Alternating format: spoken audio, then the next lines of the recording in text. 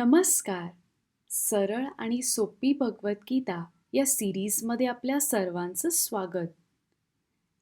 या भागाचा क्रमांक आहे 112. क्षेत्र क्षेत्रज्ञ विभाग योग म्हणजेच गीतेतला 13वा अध्याय हा आपण समजून घ्यायचा प्रयत्न करत आहोत. शाळेत विज्ञानाच्या तासाला आपण फॉर्म्स ऑफ वॉटर या विषयाचा अभ्यास नक्कीच केला असेल. पाणी ह्याची वाफ किंवा बर्फ या दोन्ही गोष्टी होऊ शकतात. हे कुठल्या जादूमुळे होत नाही. एका प्रोसेसमुळे पाण्यात हे बदल होतात. माणसात पण असे बदल होत असतील का? याचे उत्तर शोधूया आजच्या या भागात. प्रकृतीम पुरुषै चैव विद्यनादि उभावपि विकारांश्च गुणांश्चैव विद्धि प्रकृती संभवान. हा या अध्यायातील 20वा श्लोक. श्रीकृष्ण अर्जुनाला सांगतात की प्रकृती आणि पुरुष हे दोन्ही अनादी किंवा विदाउट अ बिगिनिंग आहेत. शरीराचे आणि निसर्गाच्या 3 गुणांचे सर्व परिवर्तन भौतिक ऊर्जा किंवा मटेरियल एनर्जीद्वारेच घडते. मागच्या भागात आपला क्षेत्र आणि क्षेत्रज्ञ या संकल्पनांचा अभ्यास संपला. फुग्याचे उदाहरण घेऊन आपण भगवंत कसे सगळीकडे आहेत हे जाणून घेतले. तसेच सूर्याचे उदाहरण घेऊन खरी ज्योती ही परमात्मा यांच्यामुळे आहे हे देखील जाणून घेतले. 20व्या श्लोकात श्रीकृष्ण पुरुष आणि प्रकृती याबद्दल सांगतात. प्रकृती म्हणजे क्षेत्र.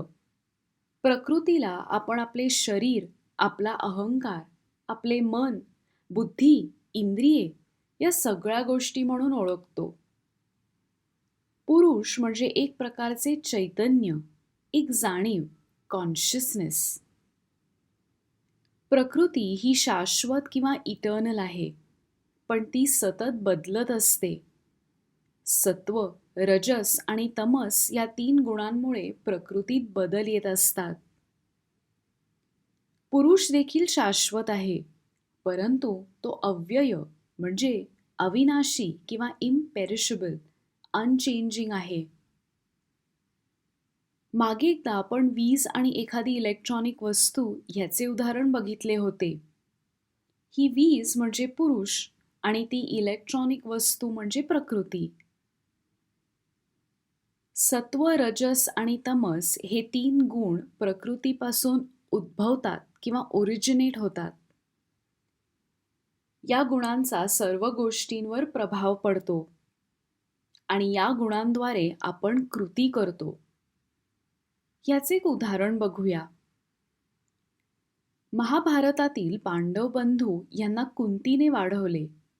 माद्री खरं तर नकुल आणि सहदेव यांची आई. पण कुंतीने या 5 बंधूंना वाढवताना कुठलाच भेदभाव केला नाही. 5ही भाऊ आणि त्यांचे स्वभाव वेगळे होते. युधिष्ठिर हा धर्माचे पालन नियमितपणे करायचा. भीम ह्याची शक्ती सर्वात जास्त होती.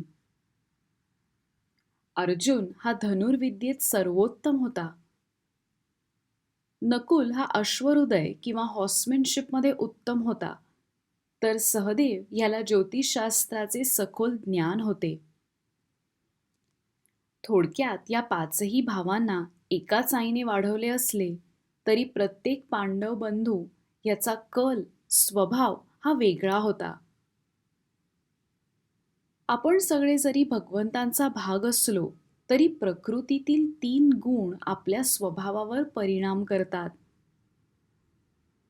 प्रकृती ही सर्व गोष्टींचे कारण आहे. पुरुष प्रकृतीशी जोडलेला असल्यास आपण वेगवेगळ्या भावना जसे की सुख-दुःख, द्वेष, आनंद हे अनुभवतो. आणि याच प्रकृतीमुळे आपल्याला गोष्टींशी, माणसांशी आसक्ती किंवा अटॅचमेंट निर्माण होते. हेच गुण आपला पुढचा जन्म ठरवतात. या जन्मात कसे वागाल त्यावर ठरते की आपले पुढचे आयुष्य हे सुखसमृद्धीने भरले असेल की रोज विषाची परीक्षा पाहावी लागेल? या गुणांचा आपल्या आयुष्यावर खूप परिणाम होतो हे तर आपल्याला समजले. आणि याच गुणांबद्दल खोलात बोलणार आहोत आपण पुढच्या अध्यायात, म्हणजेच गुणत्रय विभाग योग. त्यासाठी थोडेसे थांबावे लागेल. या पुरुष व प्रकृतीबद्दल अजून काय गुपित ज्ञान श्रीकृष्ण अर्जुनाला सांगतात हे जाणून घ्यायला भेटूया पुढच्या भागात.